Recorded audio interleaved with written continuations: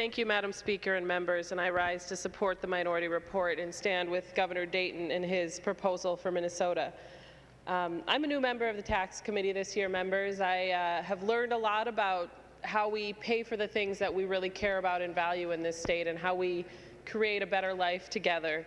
And members, this vote, we've heard a lot of numbers going back and forth, and I'm guessing Minnesotans are a little confused about which numbers are right and which cherry picking is going on and where people are getting their information. But I think Minnesotans understand our priorities, and there are different priorities for the future of Minnesota and the people of Minnesota when you look at the minority report versus an all-cuts budget that we'll probably be voting on later this week.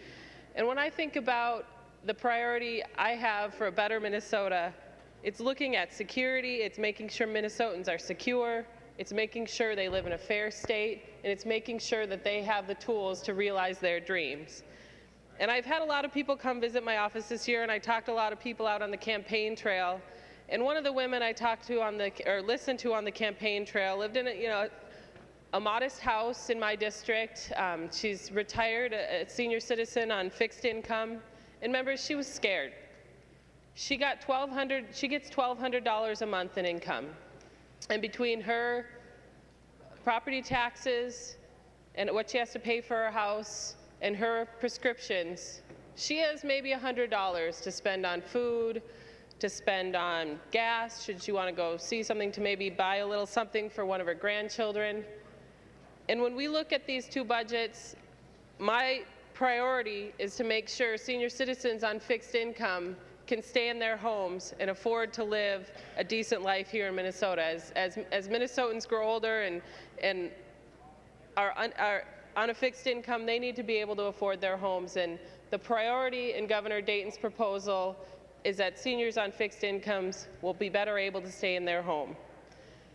When we think about this proposal, think about fairness and what the things that we pay for with taxes, what they mean to individuals in Minnesota. And when we heard the governor's original proposal in the tax committee, members, I wish that every single member of this body could have heard what was happening that day. We heard from over 40 Minnesotans, and I really appreciate the chair of the tax committee allowing all of those Minnesotans to come out and talk about what it would mean to have an all-cuts budget. And we had people talking about their children's dreams with college. We had a lot of people talking about senior citizens on fixed income, and we had a whole lot of people talking about people with disabilities and family members that they had who needed a little more help. They came into this world and were lucky to have loving families, but needed a little bit more help because of various disabilities. And I had a couple from my district come visit me. They sent me several letters and a picture of their daughter, Wanda. And they're getting older, they're in their 70s, and their daughter, Wanda, is in her 40s now. And when Wanda was born, they were told at that time that they probably shouldn't bring her home, they wouldn't be able to handle it. She had such severe mental and physical disabilities. And the loving parents they found a way to make it work. And now what works for them is they have Wanda's in a group home during the week, and they bring her back to her home, to their home on the weekends. And they love her dearly and the life that she has and that they have together in Minnesota. And members, that life is made possible by the taxes we all pay together. That life Wanda's family has together is made possible by the taxes Minnesotans pay.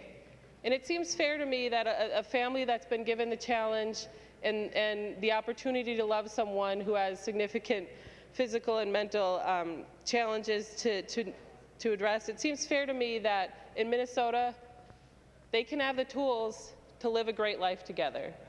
And my constituents in their 70s, they're scared because they know they won't be around forever, and they don't know what's going to happen to their daughter when they're gone. They don't know what life she's going to have, and they're scared. And they're scared about the impacts an all-cuts budget will have on their budget.